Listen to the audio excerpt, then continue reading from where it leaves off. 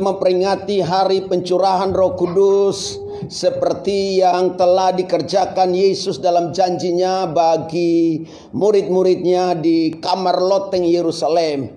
Kalau jemaat Tuhan, saudara yang menyaksikan live streaming ini berkesempatan pergi ke Yerusalem dan saudara ada di kamar loteng Yerusalem, tempat itu kapasitasnya tidak terlalu besar, muat paling 100 lebih orang lah. Jadi wajarlah kemudian yang ada di situ 120.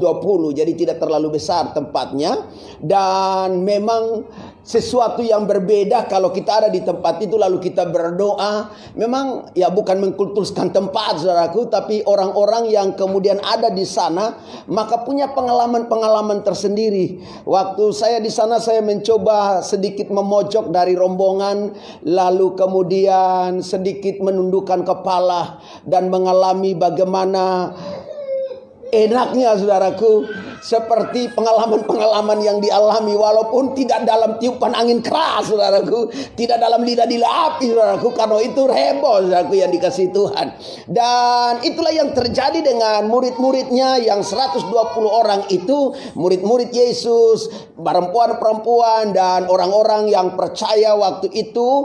Dan kemudian mereka mengalami hebat dan dahsyatnya pekerjaan Roh Allah yang begitu luar biasa. Dan hari ini saya ingin bicara alami kepenuhan Roh Kudus yang dijanjikan itu. Yang setuju katakan amin. Yang ingin mengalami kepenuhan Roh Kudus katakan amin. Haleluya. Saya percaya kalau orang penuh dengan Roh Kudus, Alkitab berkata, maka engkau akan menerima kuasa. Kalau Roh Kudus turun ke atas kamu, kamu akan menjadi saksiku. Yerusalem, Yudea, Samaria, sampai ke ujung-ujung bumi. Alkitab berkata orang yang menerima Roh Kudus, dia akan mendapatkan kuasa. Kuasa untuk menginjak-injak maut dan segala hal penyakit dirontokkan, saudaraku yang dikasihi Tuhan. Kata-katanya adalah kata-kata yang penuh dengan hikmat. Kata-katanya mengandung kuasa. Dan saya percaya pengalaman itu menjadi pengalaman yang akan kita lihat dan itu menjadi pengalaman kita bersama. Haleluya.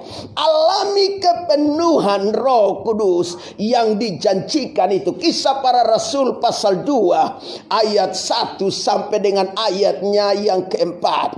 Ketika tiba hari Pentakosta. Hari Pentakosta dikenal dengan hari ke-50.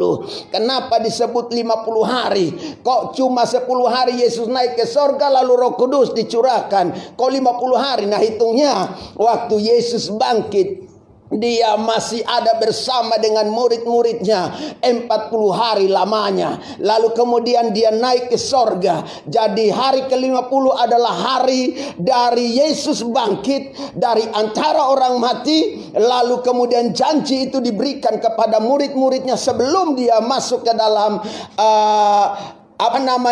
kayu salib. Dan 40 hari setelah itu dia naik ke sorga. Dan hari ke-10 kemudian dia curahkan roh yang dijanjikan itu. Semua orang yang percaya berkumpul di suatu tempat. Siapa orang yang percaya itu? Adalah murid-muridnya, adalah perempuan-perempuan yang bersama-sama dengan Yesus, ibu Yesus dan ibu-ibu yang lain. Haleluya. Memang kalau bicara orang suka cari Tuhan, banyakkan ibu-ibu, saudaraku yang dikasihi Tuhan. Saya nggak tahu kenapa. Jangan-jangan nanti di sorga banyak perempuan, saudaraku yang dikasihi Tuhan. Karena kemudian waktu Yesus disalibkan, menurut literatur daripada sejarah, maka murid-muridnya pun pada kabur semua, saudaraku. Pada ketakutan, tetapi wanita-wanita tetap konsisten, tetap setia berada di salib. Haleluya. Berkumpul di suatu tempat beri nama kamar loteng Yerusalem. Haleluya. Dan tiba-tiba pada ayat yang kedua, turun dari langit suatu bunyi seperti yang memenuhi seluruh rumah di mana mereka sedang duduk. Tiba-tiba, saudaraku yang dikasihi oleh Tuhan Yesus, Alkitab berkata bahwa Roh Kudus bukan sesuatu yang direkayasa. Roh Kudus adalah pribadi yang dijanjikan. Yang setuju katakan amin. Jadi kemudian dicurahkan bagi murid-muridnya. Mereka punya pengalaman hebat. Alkitab bilang tiba-tiba turun dari langit suatu bunyi seperti tiupan angin keras, memenuhi rumah di mana mereka sedang duduk. Dan lihat ini baik, tampaklah kepada mereka lidah-lidah seperti nyala api yang bertebaran dan hingga pada mereka masing-masing. Dengar ini baik. Waktu Allah menciptakan langit dan bumi, Alkitab berkata bahwa Roh Allah itu melayang atas permukaan air. Betul? Waktu Yesus dibaptis di sungai Yordan, maka kemudian Roh Allah datang kepadanya dalam rupa seperti burung merpati. Dan untuk pengalaman bersama murid-murid di kamar loteng Yerusalem, Alkitab berkata Roh Kudus hadir seperti bunyi tiupan angin yang keras dengan menampakkan seperti lidah-lidah api, saudaraku. Angin keras tidak bikin rumah roboh. Angin keras bikin takut banyak orang karena pikir nanti rumah roboh. Lalu kemudian lidah-lidah api tidak mampu membakar orang-orang yang ada dalam pertemuan itu yang sedang menantikan. Karena lidah-lidah api itu adalah pekerjaan roh yang hebat. Haleluya. Maka penuh mereka dengan Roh Kudus. Lalu apa kata Alkitab? Mereka mulai berkata-kata dalam bahasa yang lain, seperti yang diberikan oleh Roh itu kepada mereka untuk melakukannya. Jadi kalau orang berbicara dalam bahasa roh, ini bukan bahasa yang disetting, saudaraku. Bukan bahasa yang diajarkan. Jadi dari mimbar yang kudus ini saya menolak kemudian apa yang orang katakan belajar bahasa roh. Dan dalam pengetahuan yang membingkai dengan belajar bahasa roh. Semua bahasa dalam dunia engkau boleh bisa pelajari, tetapi engkau tidak boleh diajar oleh bahasa roh. Katanya penuh dengan Roh Kudus karena bahasa ini adalah bahasa sorga yang hanya bisa dikaruniakan bagi mereka yang memang Allah berkenan kepadanya. Yang setuju katakan amin. Jadi engkau tidak perlu kursus bahasa roh. Engkau tidak perlu pergi belajar bahasa roh. Teknik memperkatakannya, haleluya. Bahasa Inggris engkau boleh belajar, bisa jadi ada sebagainya, iya tuh. Bahasa-bahasa dunia engkau boleh belajar, tapi bahasa roh engkau hanya duduk diam, minta belas kasihan Tuhan. Hari ini saya mau kasih tahu kita, kalau engkau mau alami kepenuhan Roh Kudus, engkau tidak butuh pendeta besar untuk tumpang tangan kepadamu. Engkau tidak butuh langit terbuka dan kemudian malaikat turun untuk mengajar khusus engkau tentang bahasa ini. Engkau hanya berserah dan minta, karena itu dijanjikan Tuhan bagi kita. Yang setuju katakan amin. Dan juga saya menolak transfer roh. Mana ada orang bisa transfer roh? Hebat apa kita transfer roh? Ya saudaraku yang dikasih Tuhan. Kalau saudara ikut menyaksikan kebaktian, kadang orang tiup-tiup, isoke saja. Kita tidak bisa sangkal itu, ya kan saudaraku yang dikasih Tuhan. Tetapi itu bukan transfer roh. Hanya Allah yang punya hak untuk melakukan itu bagi kita. Ya setuju katakan amin. Haleluya. Sebab Yesus saja bilang begini, aku akan pergi dan minta kepada Bapakku supaya dia kirimkan penghibur itu bagimu. Haleluya. Jadi otoritasnya ada dalam Yesus dan Allah Bapa di sorga, bukan ada pada hidup kita. Jadi kadang-kala orang baru belajar teologi cetek-cetek, ya kan? Tidak duduk di kelas, hanya duduk di Google, hanya duduk di YouTube, lalu dengar sedikit, lalu kemudian so hebat, lalu bicara, saudaraku yang dikasih Tuhan. Nah ini model kayak begini bikin rusak Tuhan punya pekerjaan. Jadi kita menolak dari gereja kita transfer bahasa roh. Dia yang mencoba untuk terkenal lah, ya, mencoba untuk naik daun, ya. Kalau naik daun ya naik daun aja, ya. Jangan kemudian peralat kebenaran untuk naik daun, ya kan, untuk terkenal, ya kan. Banyak orang bikin sensasi-sensasi tertentu hanya untuk terkenal, saudaraku. Jadi belajar bahasa roh, transfer bahasa roh kita tolak dalam nama Yesus, karena itu urusan Tuhan. Haleluya. Bahwa kemudian kalau saudara didoakan orang penuh Roh Kudus, itu memang ada, ya kan, saudaraku yang dikasihi Tuhan. Boleh nggak kemudian kita mau dipenuhkan Roh Kudus minta pendeta doakan? Bisa saudaraku yang dikasihi Tuhan. Nggak ada yang nggak bisa, semua bisa. Tapi yang memberikan itu adalah Roh, yang memberikan itu adalah Bapa bagi kita. Haleluya. Jadi ini informasi buat kita. Haleluya. Nah, alami kepenuhan Roh Kudus yang dijanjikan itu. Hari ini saya mau bicara hal prinsip ini bagi kita. Yang pertama, kenapa kemudian kita mengalami kepenuhan Roh Kudus? Kenapa murid-murid yang ada di kamar loteng Yerusalem yang 120 orang itu, ya, mengalami kepenuhan Roh Kudus? Karena itu bukti bahwa Yesus tidak omong kosong. Ya, setuju, katakan amin. Bukti bahwa Yesus, saudaraku, bukti bahwa Yesus bukan tukang tipu, bukan tukang putar balik.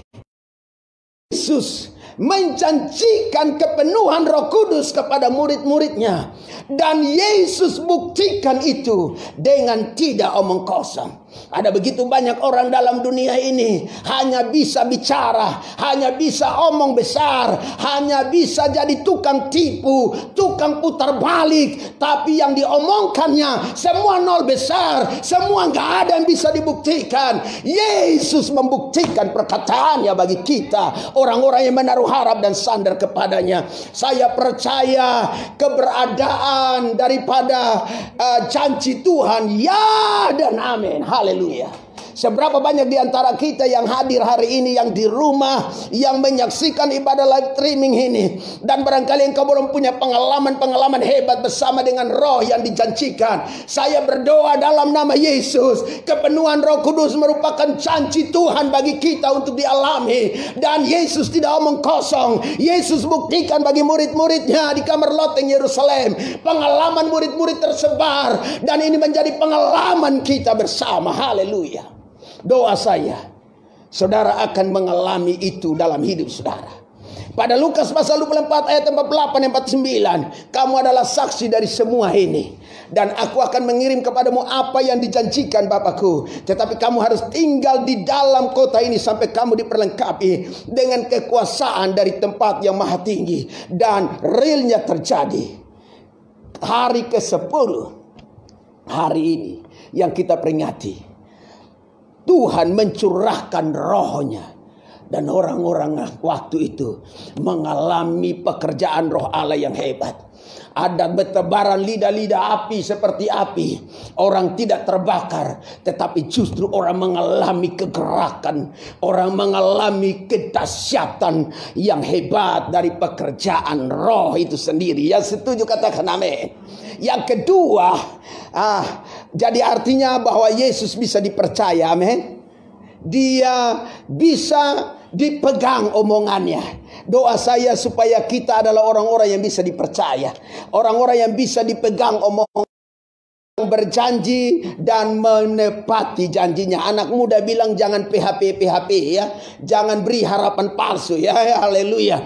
Yesus setia dalam menggenapi janjinya. Dia setia, bukan Tuhan yang tidak setia, bukan Tuhan yang kemudian janji tinggal janji. Banyak orang dalam hidup ini tidak setia, gampang berubah setia. Suami bisa berubah setia dengan istri atau sebaliknya, orang tua dengan anak-anak, menantu dengan mertua, kakak dengan adik bisa berubah setia. Bahkan orang-orang yang dekat dengan kita bisa berubah setia. Tetapi Yesus tidak berubah setia. Apa yang dijanjikannya dibuktikannya. Beri tepuk tangan dulu bagi Tuhan kita. Haleluya. Yang kedua, alami kepenuhan Roh Kudus yang dijanjikan. Kenapa? Karena ini merupakan bukti bahwa Tuhan telah menjawab kegelisahan, menjawab keresahan, menjawab kecemasan, menjawab kebingungan, menjawab ketakutan, menjawab kekhawatiran umatnya dalam karya pencurahan Roh Kudus yang dikatakannya. Hari-hari ini banyak orang sedang gelisah. Hari-hari ini banyak orang sedang cemas. Hari-hari ini banyak orang sedang resah, bingung, takut, dan khawatir. Apa yang dialami kita hari-hari ini tidak berbeda dengan pengalaman yang dialami oleh murid-muridnya. Ketika Yesus naik ke sorga, walaupun dia janji Roh Kudus, murid-murid resah dan gelisah. Menunggu di sana. Haleluya. Bukan menunggu di sini. Untung gak ada semut merah yang datang dan menyapa mereka. Sedang apa kau di sana? Lalu kemudian mereka menjawab, bukan menunggu Roh Kudus, tapi menanti pacar, jawabnya. Haleluya. Dengar ini baik. Mereka takut, saudaraku. Mereka begitu cemas. Dan kita berkata waktu Yesus bangkit, menjumpai mereka di kamar tertutup, ruangan tertutup. Dan bahkan ketika Yesus naik ke sorga, mereka tetap berada dalam kegelisahan, ketakutan yang hebat. Tapi lihat ketika pencurahan Roh Kudus di kamar loteng Yerusalem, apa yang terjadi? Petrus bangun berdiri ketika orang-orang bilang itu mabok. Lalu Petrus bangun berdiri dan dia bicara secara lantang. Ini orang-orang tidak sedang mabok, tetapi mereka sedang mengalami apa yang Tuhan janjikan bagi mereka. Sekian banyak bahasa orang saksikan waktu itu dan dengar waktu itu dalam riuhnya. 120 orang berbicara dalam kurang lebih 17 bahasa ya kalau saya nggak salah. Bisa dikoreksi kalau saya nggak salah. Itu bahasa-bahasa yang lain. 120 orang bicara 17 bahasa. Gimana kalau kita bicara dalam bahasa kita masing-masing? Itu seru. Nanti kita praktek setelah ibadah ini selesai. Jangan sekarang. Kalau sekarang ini akan ramai nanti. Itu nanti orang bilang, jangan-jangan mereka sudah lidah api. Haleluya. Iya ya saudaraku yang dikasih Tuhan. Lalu Yesus menjawab keresahan hati mereka.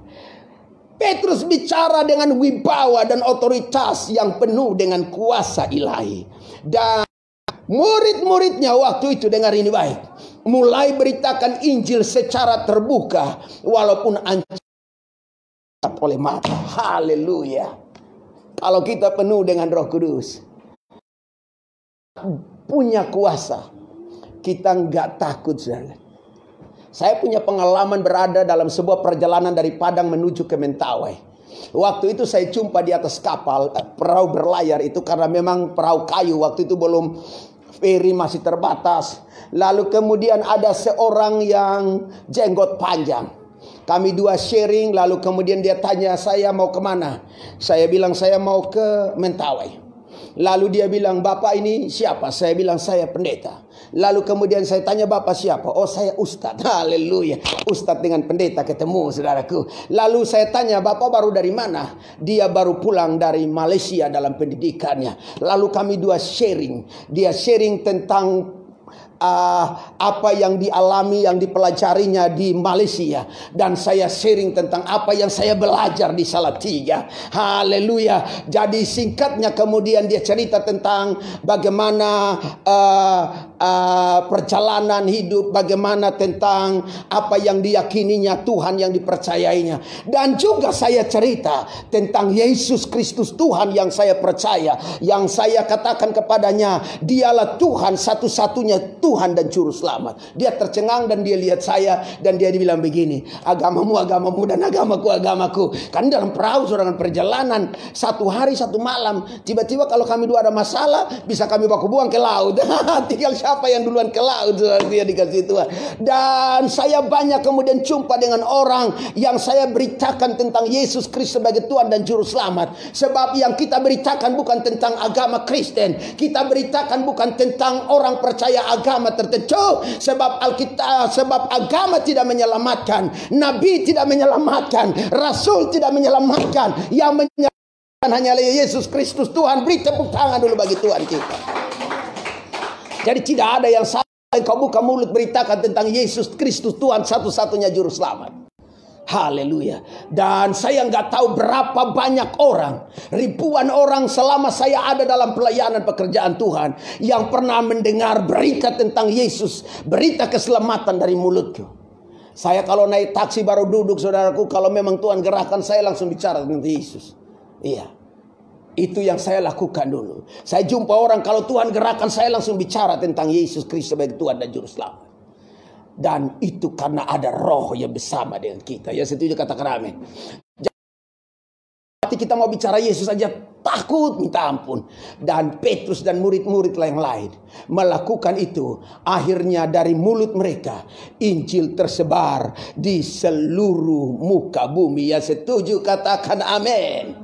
Haleluya. Dan Bapak Ibu yang dikasihi oleh Tuhan Yesus Kristus, ada ancaman memang di depan mata kita. Virus COVID-19 ini sebuah ancaman tersendiri bagi kita. Saudara yang dikasihi Tuhan, mari kita banyak berdoa.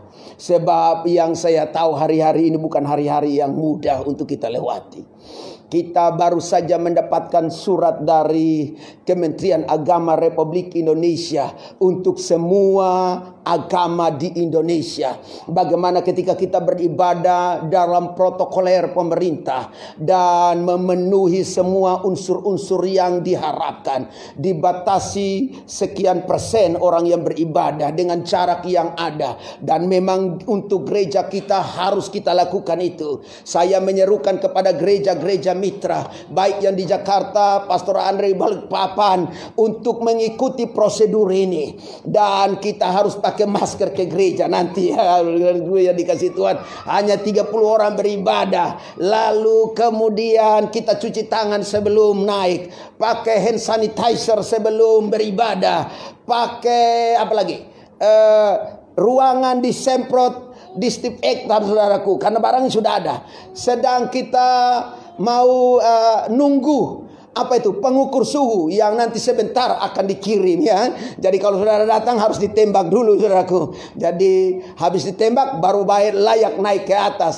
Kalau yang ditembak dan tidak layak naik, mohon maaf, tunggu di bawah atau disuruh pulang kembali. Haleluya. Yang layak maka dicuci tangannya, naik. Anak-anak tidak boleh ikut, iya saudaraku. Orang tua di atas 60 tahun tak boleh ikut. Iya, aduh, astaga.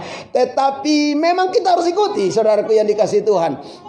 Jangan sampai nanti ada masalah. Bukan berarti bahwa kita takut dengan virus. Saya percaya bahwa hidup dan mati itu ada dalam tangan Tuhan, bukan ada dalam tangan virus. Ya, setuju, bilang amin. Tetapi instruksi dari pemerintah sebagai utusan Tuhan dalam dunia di persada bumi, persada republik ini, kita harus tunduk dan taat. Maka sebagai gembala jemaat, saya berkesempatan, ya, untuk taat pada apa yang menjadi instruksi ini. Haleluya. Jadi walaupun ancaman di depan mata, tapi dalam sharing firman Allah setiap malam, kadang kemudian kami bicara, bukankah kemudian Alkitab berkata bahwa setiap langkah kaki kita adalah langkah kaki yang penuh dengan maut.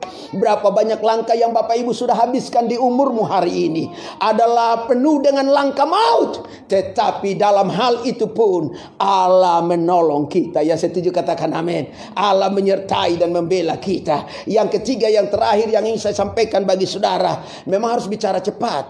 Karena kalau tidak, yang nonton kuotanya habis.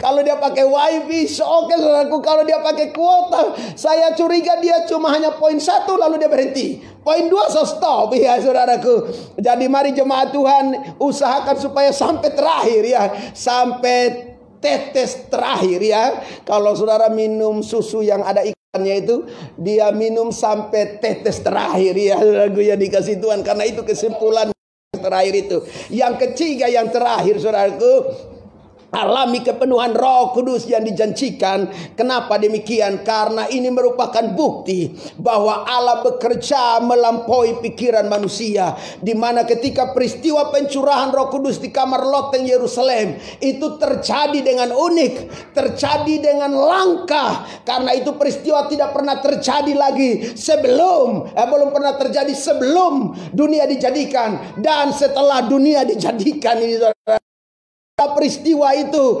pengalaman-pengalaman itu menjadi pengalaman yang langka dan unik. Kenapa? Ada tiupan angin keras, ada lidah-lidah api di sana, dan peristiwa itu jadi buah bibir. Haleluya. Peristiwa pencurahan Roh Kudus di kamar loteng Yerusalem jadi buah bibir, saudaraku yang setuju, katakan amin. Apa itu buah bibir? Jadi omongan orang ya. Wah keren. Wah ada lidah-lidah api yang turun. Ada angin keras. Orang-orang bisa bicara dalam bahasa-bahasa yang lain. Ini pengalaman langka yang menjadi buah bibir. Kalau ini zaman sekarang ini heboh. Ini zaman sekarang ini sudah viral kemana-mana. Tetapi viralnya pencurahan Roh Kudus itu pakai teknologi buatan tangan manusia. Beri tepuk tangan dulu bagi Tuhan kita. Dengar ini baik, saya ingin katakan begini. Ketika Allah bekerja melampaui pikiran manusia, Dia tidak membutuhkan sarana buatan tangan manusia untuk memviralkan apa yang dilakukannya, untuk menghebohkan apa yang dilakukannya. Cukup dengan buah bibir, dari bibir satu ke bibir yang lain, ya kan? Satu kepada perkataan yang lain, itu menghebohkan dan menggemparkan dunia hari ini. Luar biasa. Kalau sekarang nggak pakai buah bibir, hanya pakai pencetan tangan. Ya. Saudara pakai handphone dan saudara memencet, yang fakta dan yang hoax akan tersebar kemana-mana. Tetapi pencurahan Roh Kudus di kamar loteng Yerusalem adalah fakta yang tersebar ke seluruh dunia, menjadi berita yang viral. Itu karena apa? Allah bekerja melampaui pikiran akal manusia yang terbatas. Itu unik, itu langka, dan menjadi buah bibir. Biar setiap hidup kita menjadi buah bibir yang menyenangkan Tuhan. Ya, setuju, katakan amin. Haleluya. Jangan jadi buah bibir yang tidak menyenangkan Tuhan. Itu namanya buahnya salah. Ya, ya. Bibirnya salah itu ya, saudaraku. Atau bibirnya agak sedikit dower ya. Apa? Bibir serong ya. Iya, asal jangan jadi perempuan serong ya. Bibir serong, bibir dower, apalagi ya. Orang Rote bilang kalau suka ngomong yang jelek-jelek itu bilang bibir pantat ayam. Nggak tahu kenapa kemudian begitu, tapi suka ngomong-ngomong yang gak jelas gitu loh. Ngomongin orang punya kejelekan itu pandai dia. Tetapi biarlah kita menjadi buah bibir yang menyenangkan hati Tuhan. Ya, setuju, katakan amin. Haleluya. Lidah-lidah api yang menerobos 120 orang, tapi mereka tidak terbakar dari orang-orang Galilea ini. Dan ketika mereka mulai berbicara dalam bahasa-bahasa yang lain, orang mulai tercengang dan bingung. Ada banyak orang bilang begini, mabok. Memang kalau sesuatu yang viral gak semua setuju, betul? Coba lihat di handphone saudara-saudara, naikkan status, tidak semua like begini. Ada yang bikin begini. Iya kan? Ada yang gak suka, saudaraku, yang dikasih Tuhan. Menurut kita baik. Di YouTube saya pikir saya udah bagus tuh. Tapi masih ada juga yang bikin begini. Iya. Gak tahu itu. Iya. Ada juga yang kita posting orang bikin begini. Gak apa-apa, saudaraku, yang dikasih Tuhan. Karena ada buah bibir yang baik, ada buah bibir yang tidak baik. Ya, haleluya. Karena kalau kita makan buah, ada juga buah yang tidak baik, ya kan? Jadi jangan mengharapkan semua buah itu baik. Ada buah yang tidak baik juga, apalagi cuma bibir, ya kan? Orang bisa bilang ini, haleluya. Jadi jadilah orang-orang yang punya bibir yang baik, yang menceritakan kemuliaan Tuhan. Amin. Jangan jadi manusia-manusia yang bibirnya nggak baik, saudaraku. Omongin orang punya urusan terus, lama-lama bibirmu jadi rusak. Haleluya. Haleluya. Kalau mau bibirnya baik, pakai lipstik yang tebal, ya. Haleluya. Uang lagi. Lalu saudara pakai masker. Saya punya cerita lucu, saudaraku. Kemarin itu kan kami pergi ke tempatnya Kailah. Lalu kemudian Kristi itu pakai lipstik, saudaraku. Anak saya yang nomor 2, yang baru sekolah PAUD ini, dia pakai lipstik. Nah, saya agak sedikit lihat ini anak pakai lipstik, nggak tahu siapa yang pakai. Masih ada juga yang di samping-samping kan merah-merah. Lalu kemudian harus pakai masker. Di atas mobil dia ngoceh terus nyeletuk. Lalu kalau pakai masker berarti bibirnya nggak kelihatan bibir merahnya. Ngapain pakai bibir merah? Lo lihat ya baik, saudara mau berpoles asik dengan apapun, kalau nanti saudara pakai masker nggak ada yang indah di sana.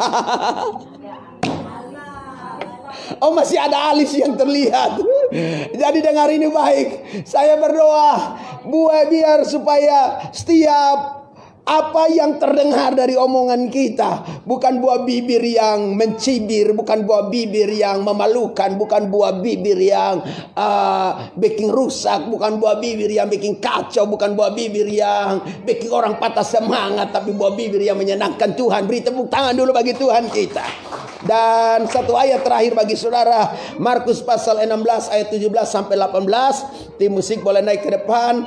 Tanda-tanda ini akan menyertai orang-orang yang percaya. Mereka akan mengusir setan-setan demi namaku. Mereka akan berbicara dalam bahasa-bahasa yang baru bagi mereka. Mereka akan memegang ular. Dan sekalipun mereka minum racun maut, mereka tidak akan mendapat celaka. Walaupun mereka akan meletakkan tangan di atas orang sakit, dan orang itu akan menjadi sembuh. Walaupun kita ada dalam virus corona yang masih ada. Saya iseng-iseng bilang ke teman-teman yang suka doa malam, kita kan juga tidak tahu kita ini terpapar atau tidak. Kan tidak ada yang ukur-ukur kita kan. Kita belum tes ukur suhu badan, ya kan. Jangan-jangan kita juga ini terpapar. Tapi kalau kita masih hidup, itu mujizat Tuhan. Ya, setuju, katakan amin. Jadi saya bersyukur karena selama pandemi ini, orang tua kita, keluarga kita yang kita doakan tersebar di seluruh pelosok negeri dan di mana saja mereka berada, dan khususnya untuk jemaat Tuhan, belum ada yang terpapar dengan virus corona. Beri tepuk tangan dulu bagi Tuhan kita. Dan saya berdoa supaya gereja-gereja Tuhan, jemaat-jemaat Tuhan, orang-orang percaya, supaya mereka stop sudah, haleluya. Jangan terjangkit, haleluya. Yang sempat terpapar dalam nama Yesus dipulihkan. Bangsa ini segera pulih. Bangsa ini segera keluar dari area virus COVID-19 yang bikin susah banyak orang ini. Dan doa saya, Indonesia sedang secepatnya pulih dari COVID-19 dan pulih dari ekonominya. Tuhan Yesus memberkati kita semua. Mari tim musik boleh ke depan. Alami kepenuhan Roh Kudus yang dicurahkan bagi kita. Apa yang kita peringati hari ini adalah